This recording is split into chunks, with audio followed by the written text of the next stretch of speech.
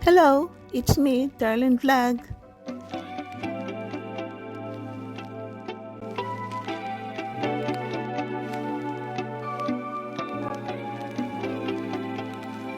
Hello mga kagwapa, ka-beautiful, kaganda like me. Good morning mga kalingap, good afternoon, good evening mga ka-jumkar. It's me, Darlene Vlog.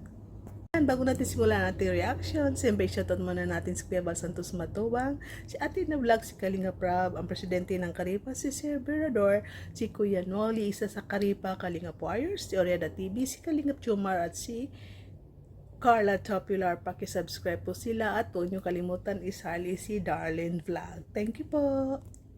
Mga kalingap, mga ka-jumkar, reaction na natin ngayon ang vlog kay Eden. Alam po natin na si Eden ay isa sa Kalingap Angel Batch 1 at bihira lang siya ma-vlog. So ito nga, sinundo ni Kalingap Rab si Eden para i-vlog at tinatanong niya si Eden kung ano bang ginagawa doon. At ito pala si Eden ay minsan gumagawa din ng paraan ng ang parents niya para makapagbayad ng tuition fee kasi nahihiya sila sa kay Rab. So sabi nga ni Rab na huwag ka naman mahiya, magkontak ka sa amin dahil responsibility ka namin, pinaparal ka namin. So masasabi natin minsan na ito, ang mga Kalingap Angel rin pala, masisipag din ang mga magulang at gumagawa rin sila ng paraan. Hindi lahat ng 100% ay inaasa nila kay Kalingap Rab. Lalim ng inisip mo dyan? Ano po, may exam po kasi kami bukas ng mga problema po sa tuition. Wala ka namang pasok ngayon? Wala naman po kasi po nagsuspend. Pwede ka bang vlog ka namin ngayon? Wala ka na. Tara, papasokin mo bro. Anong ginagawa mo doon, Eden, sa kanina? Ano po, nagkahanap po ako ng signal kasi tatawagan ko po si mama para po dun sa tuition po. May pera po. Hindi ka nagsasabi sa akin, may exam na pala kayo. Nahihiya rin po kami sa inyo. Ano po, hanggat kaya rin naman po namin. Hindi rin po kami nagsasabi. Ano bang ngayon, trabaho nila mama mo? Ngayon, dati pa rin. Nga walang kaalam-alam si Eden na may sorpresa sa kanila. Wala rin kaalam-alam si McCoy na imimit niya si Eden dahil tinawagan ang bawat isa na i-vlog. Isasama daw si McCoy sa vlog, sa scout. At hindi niya alam na si Eden pala ang kanyang imi-meet up. At nagkita sila doon sa restaurant.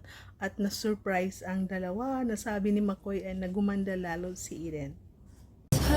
Ikaw, kumusta ka dun sa ano? Baka may nagbago pati sa'yo, lalo akong bumanda. Ay, hindi. Oo nga. Kaya upo tayo dun. Hindi ko rin expect na akala ko din nakita. Akala ko last na yung yung pinuntahan kita doon, dinayo kita, tatanda mo pa yun. Yun akala ko last na yun na makakausap kita. Pero nag-usap naman po tayo nung Kailan? Nung naandun sa resort. Ay, oo. Pero konti lang naman. Hindi naman, nabitin ako eh. So, hindi pala nakakaalam. Ito si McCoy ay first cousin ni Jackie. At ito nga, mag-graduate din siya ng 4th year college sa itong year ata dahil mag-OJT. At sabi nga ni Eden, sana invited mo ako sa iyong graduation. At siyempre, pumayag naman si McCoy. Oo, malapit na. Na lang ako, OJT na lang. Tapos graduate na ako. Invite po po ako sa graduation. No problem. Sige, sinabi mo na, invited ka na. Ngayon pa lang. Dahil matagal nang hindi nagkikita ang dalawa, nag-iilangan pa rin, nane-nervous pa rin sila. Hindi naman po. Ano kayong sabon mo? Talagang medyo kinakabahan ako ngayon. Pasensya ka na, first time kasi nangyari to sa akin. Kinakabahan talaga ako. Okay lang ba? Okay naman po. Okay lang. Parang sanay naman po kayo makipag-usap. Hindi kinakabahan na ako eh. Parang kinocompose ko lang yung sarili ko para sa'yo. Siyempre, pangaral ni Eden, makatapos pag-aral.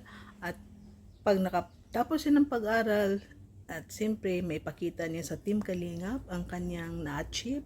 At makatulong din sa kapwa na sabi niya makapagbayad ng utang na loob dahil ang Kalingap ang nagpapaaral sa kanya.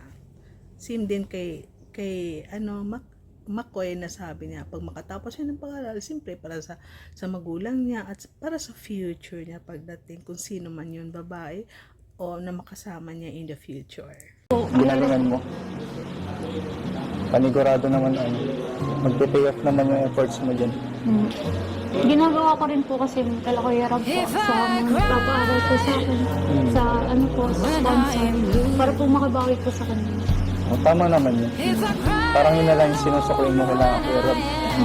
Ito nga, umiksi na naman si Tubig, si Waterboy, si Tubig Boy na sino na ba yun, Eden? Akala ko ba wala na yan si McCoy? Ba't andito siya? Bakit hindi mo sinasagot ang tawag ko?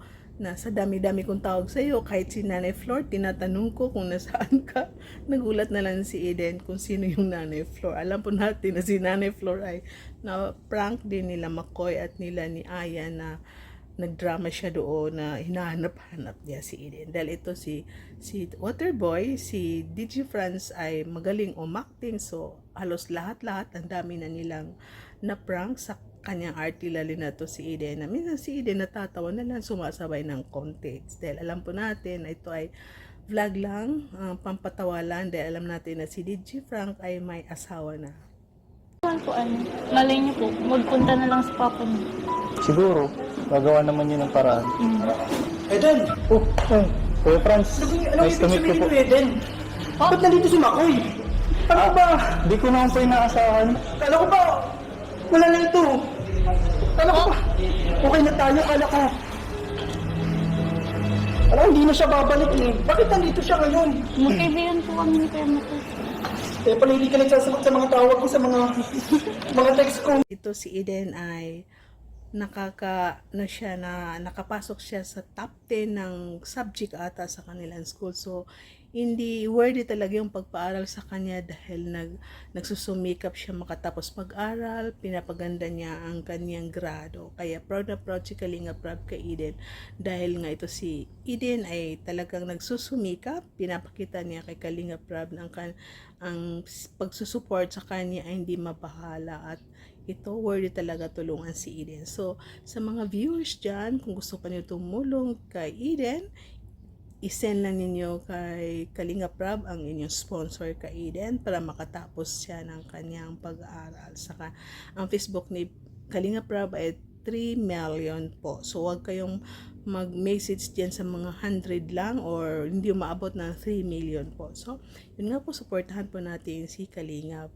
Prab at sa lahat ng mga beneficiary niya po. So, thank you for watching at sana nag-enjoy kayo sa aking video. Paki-like, paki-comment, like and share sa mga nanonood dyan. So, sa lahat ng Kalingap community, Kalingap partners, Kalingap supporters, Jumcar community, hello!